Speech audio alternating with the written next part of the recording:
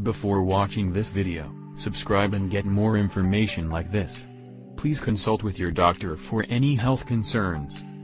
According to the U.S. Center for Disease Control and Prevention, about 735,000 people in the United States have a heart attack every year, and 525,000 of that number consists of first-time heart attacks. Heart disease is the leading cause of death for both men and women, but recognizing early signs and symptoms of a heart attack is key to preventing death and significant physical disability. Approximately 47% of sudden death from a heart attack will happen outside the hospital, indicating that many people may be ignoring the first warning signals their body is sending. Being able to recognize the symptoms of a heart attack, and then calling your local medical emergency number immediately can help prevent a larger heart event and potentially save a life. Method 1. Identifying the classic symptoms of a heart attack. Step 1. Be aware of any chest discomfort or pain. According to a survey done by the Center for Disease Control and Prevention, 92% of people recognized that chest pain was a symptom of a heart attack, but only 27% were aware of all the symptoms and knew when to call their local emergency number. Although chest pain is a common and classic symptom, you may initially believe you are suffering from bad epigastric pain or heartburn. Chest pain from a heart attack feels like someone is squeezing your chest or an elephant is sitting on your chest. It cannot be relieved with antacids. However, in a study by the Journal of the American Medical Association, researchers found that 31% of men and 42% of women did not experience chest pain, which is commonly associated with a heart attack.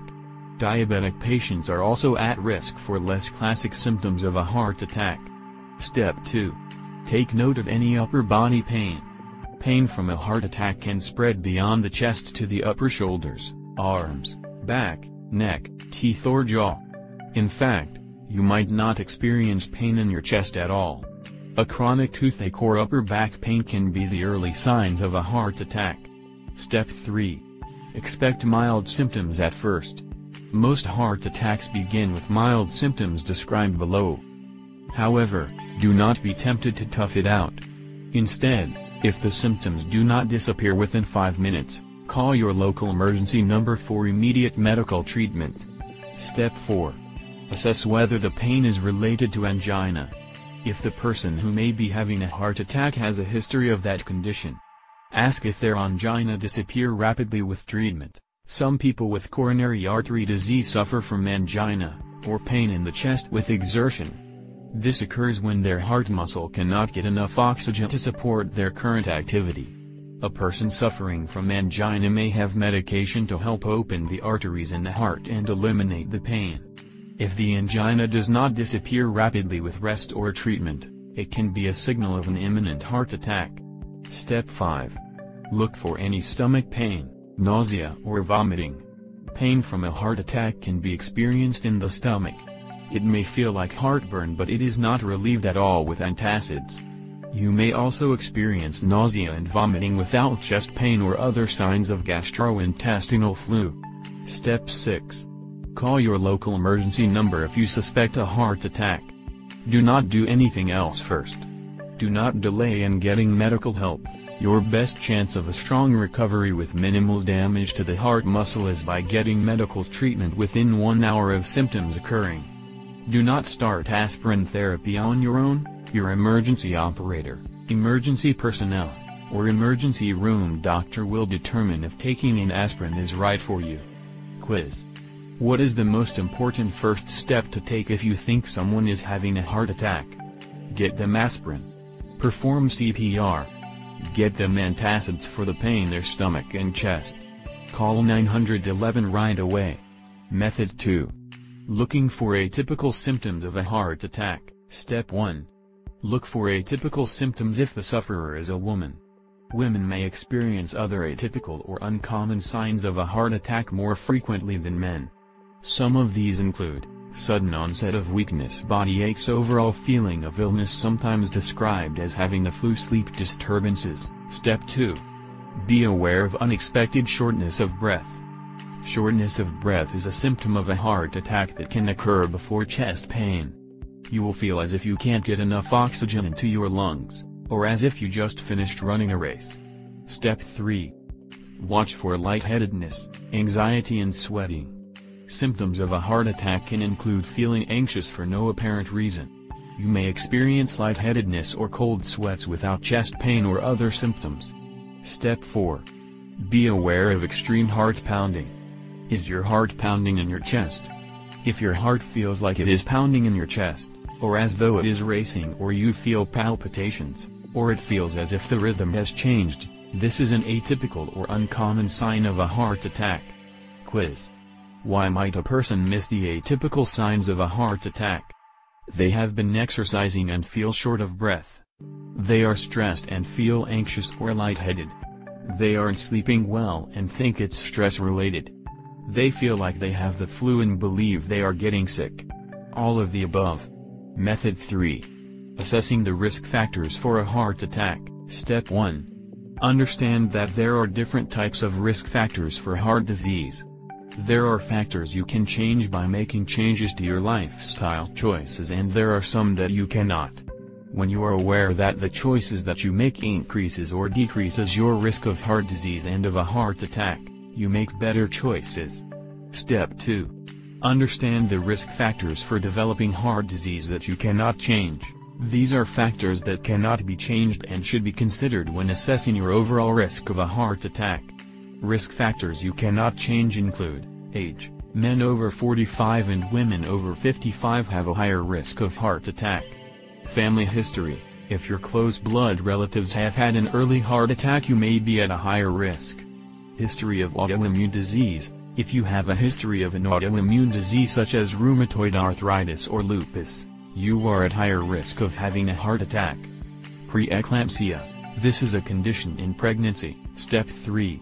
Understand the risk factors for developing heart disease that you can change. These risk factors can be lessened by changing your lifestyle, for instance by eliminating negative behaviors or adopting positive ones.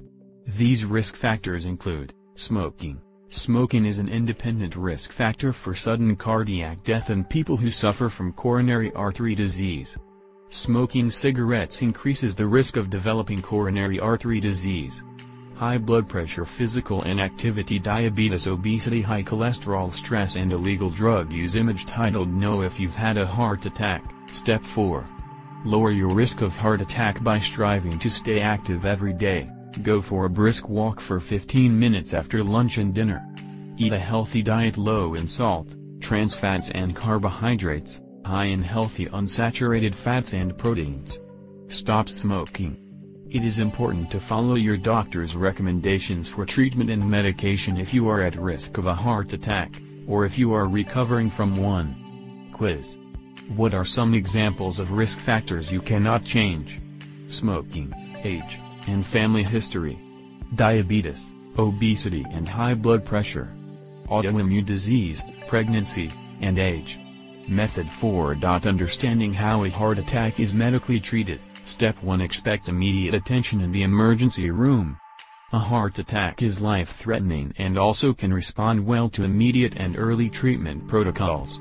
If you or a friend are in the ER with a potential heart attack, you will receive immediate attention. Step 2.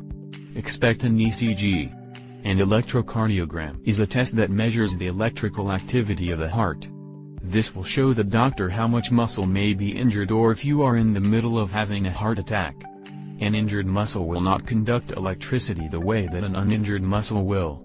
The electrical activity from the heart is transmitted through electrodes placed on your chest and printed on paper for evaluation. Step 3. Expect blood testing. When the heart muscle is injured during a heart attack, there are specific chemicals released into the bloodstream. Troponin is one chemical that remains in the blood for up to 2 weeks, giving your doctor a reasonable method of diagnosing whether you recently had a heart attack which might have gone undiagnosed. Step 4. Prepare for cardiac catheterization. Your doctor may perform a cardiac catheterization to find out more information about the condition of your heart. During the procedure, a catheter is inserted into a blood vessel and into your heart. It is often inserted through an artery in the groin area, and is a relatively risk-free procedure. During a cardiac catheterization, your doctor may X-ray your heart using a contrast dye.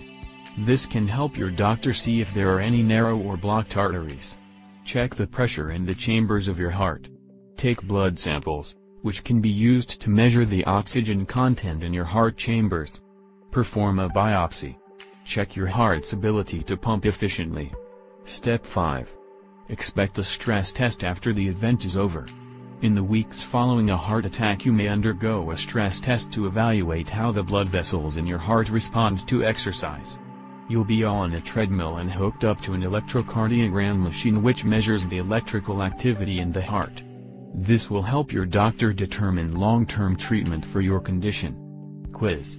How does an electrocardiogram work? It measures chemical levels to help determine if you're having a heart attack. The machine helps determine how much muscle is injured. It X-rays your heart using a contrast dye. It checks the pressure in the chambers of your heart. The owner of this channel does not share the opinion nor is responsible for what is expressed in this video. This information does not belong to the creator of this video production, as it was extracted from the source presented on the description here. This production was made only for information purposes and cannot be used as a medical advice, diagnosis or treatment. Subscribe and share this video with your friends on Facebook and Twitter to get more information like this. Thank you for watching our channel. See you next video.